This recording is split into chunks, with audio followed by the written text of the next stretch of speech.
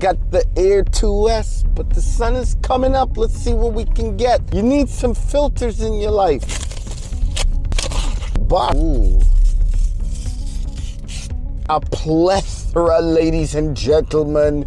All you can need in filters. We've got ND 1000, 2000, and we've got a bunch of circular polarized ND 4, 8, 16, 32 CPLs. Today's definitely, and this is the thing with the Air 2S, you gotta get the filters right? I'm thinking it's the ND8. Let's start with the 8. If anything, we're gonna smoke the shutter, but hopefully we've got the right filter. If you don't know anything about filters and which filter to choose when, I'll do a video on that. But in the meanwhile, check this link to help prepare you for that video. Click on, click off. It's an easy click. Filters fit nice and beautiful. We've got to, of course, unfold our props and our legs. Gosh, you gotta love this little drone. And I lined the 2 marks up. See, the 2 marks are lined up. Now I can move this glass, and that's one thing I can say about this. The glass is very easy to move. It's not very difficult. I feel like you can move it. See, the 2 center marks are off there. If I continue to move it more, look, it's gonna move more. Look, see, the little marker is moving. It's moving. You can't really see it there, right? But I had it lined up. Look, I can spin it both directions. I can spin the marker to the other side. Let's bring it off center. Right, and this marker can go all the way around 360 degrees. Just because these 2 marks line up doesn't mean that's the right setting, right? This is meant for you to play with and spin it, and this is nice and easy to spin even if the gimbal is on. Now polarization helps to cut some glare, help to cut some light and reflections off of surfaces, so this is pretty good for water and flying where there's glass and where there is anything that can have reflections. It helps to cut it, right? Ideally, you want to set this in the direction that you're going to be flying and then adjust it to see which is the best settings. But hey, you know, experience sometimes will help you to nail it. Oh man, does it look beautiful out there or what? Oh my gosh, gotta love that polarization, guys. Look at the clouds just popping. That circular polarization just polarized my life. Wow, perfectly exposed all around, nice. Oh, the ISO keeps changing, that's why. It's an ISO 140. To put the ISO, oh, look at ISO 100. It's looking crispy right now. A little dark, but hey, a little darker, you can always brighten the image up, right? So we're in full manual mode. We got this. Let's hit record. We're gonna do a sideways shot over here. Gosh, you got the clouds and everything popping. You got everything popping right now. Oh boy, looking beautiful. Beautiful. And when we're done, we're just gonna take a shot in damn, it's like the sun's going in the clouds over there. Beautiful. We get beautiful shot over here. A little dark, -3, but we can brighten it up in the post. You'll see what it looks like after I touch it up in the post. But yeah, this is definitely Krispy Kreme. Now let's go into D-Log, because I got to get me some D-Log H265. Oh, now look at this. Imagine when this color grades. Now it's too bright, even at ISO.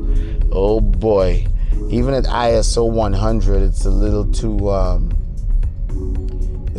bright. So we're gonna have to speed up the shutter a little bit to darken this image. That's the only way. 100. Who's gonna know? Who's gonna know that I sped up the shutter? I wish I had an adjustable aperture, that way I won't have to touch the shutter, but there's not much movement here, right? So it's perfectly exposed now. We'll keep the camera the same way and just reverse it going the other direction, and you'll see what this looks like when it's color graded compared to the standard footage. Beautiful. Oh, plus I got a boat or a jet ski or something passing over there. Wow, this drone's so precise right now. It's unbelievable. All right, let's stop.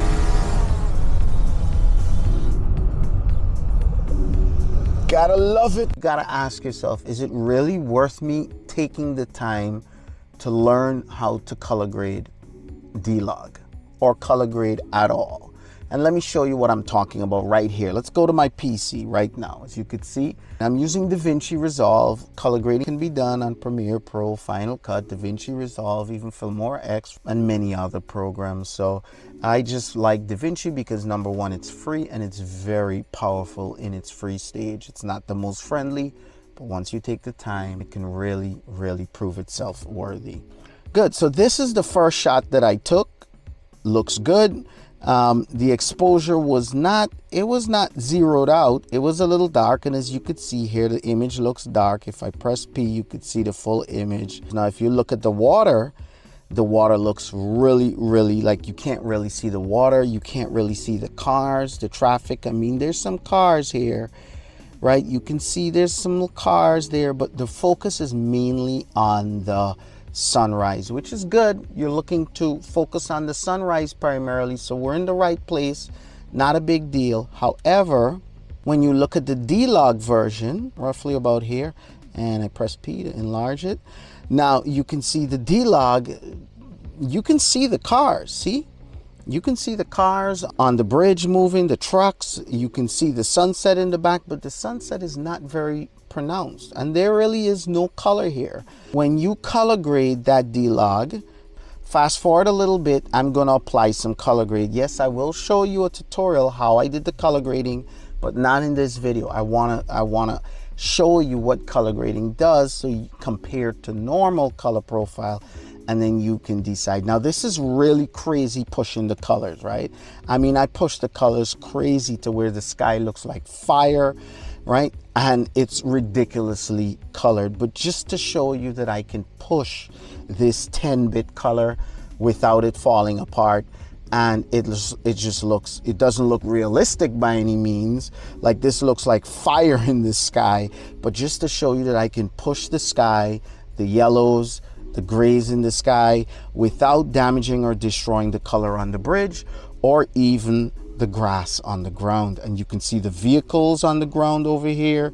You could see all the vehicles parked over here. Yes, now it's starting to spill over a little bit at the bottom here because I pushed it very much, but all in all, the image is it's holding up. Now let's go and take a look at the normal color profile. This is what the camera produced, not D-Log, just normal color profile. Just because you're shooting in normal color profile doesn't mean you can't push the colors. You can push the colors quite a bit. Let me show you. This is the same normal color profile right here. I'm gonna push the colors and get this. And this looks good too. There's nothing wrong with this. Now you can see the cars come alive.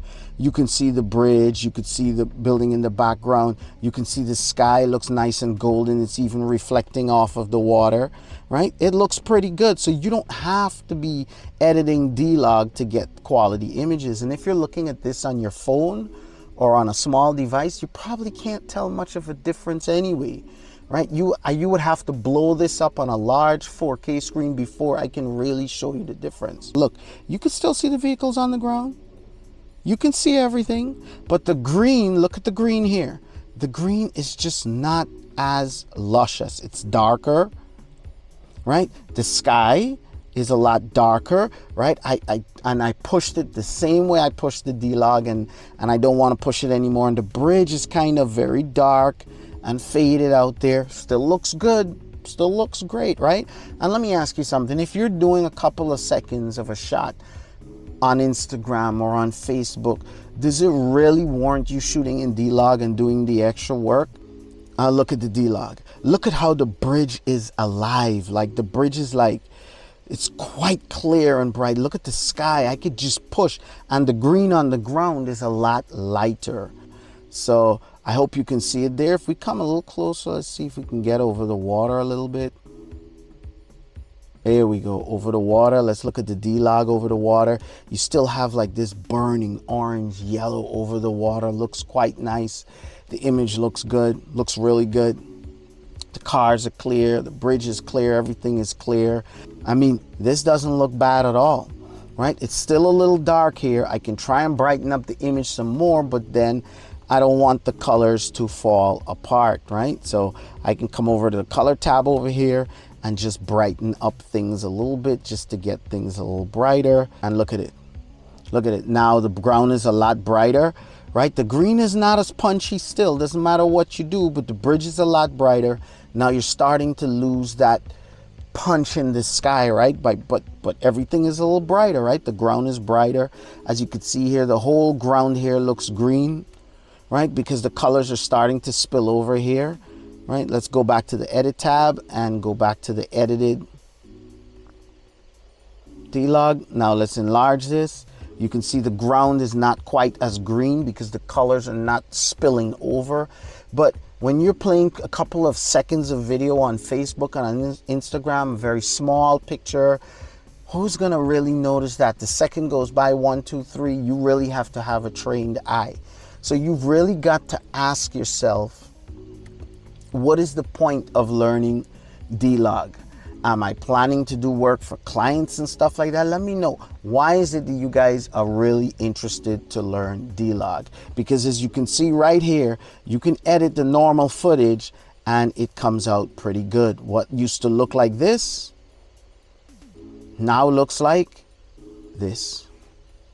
And that looks damn good enough for Facebook and Twitter. So do you guys really want me to show you how to color grade D-Log or how to enhance your normal footage? Which would be better? A lot of you might not have a powerful computer. D-Log takes up a lot more resources to color grade and stuff like that. Whereas if you shoot normal, it's a much smaller file. You can still get it to look really nice, as you see right here, without having to sacrifice or without having to purchase a more powerful computer and deal with stuff like that. Give this video a big thumbs up. Make sure you comment. Let me know in the comment section what you're most interested in so I can work on a video for that for you, for the Air 2S. And make sure you subscribe if you haven't subscribed already. Hit the bell because we're going to get deep, guys. We're going to get deep, right? I've been making videos teaching you how to fly, teaching you how to do the basics, but now you've got to get more involved, right? You got to get more in depth.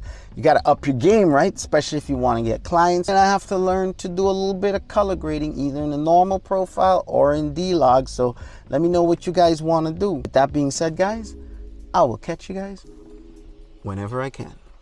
Make sure you become a Patreon, guys. Big benefits to Patreon. Get direct access to me. Any questions? I'm right here on Patreon. Support this channel, and there's benefits. Last Mini 2 went all the way to the UK.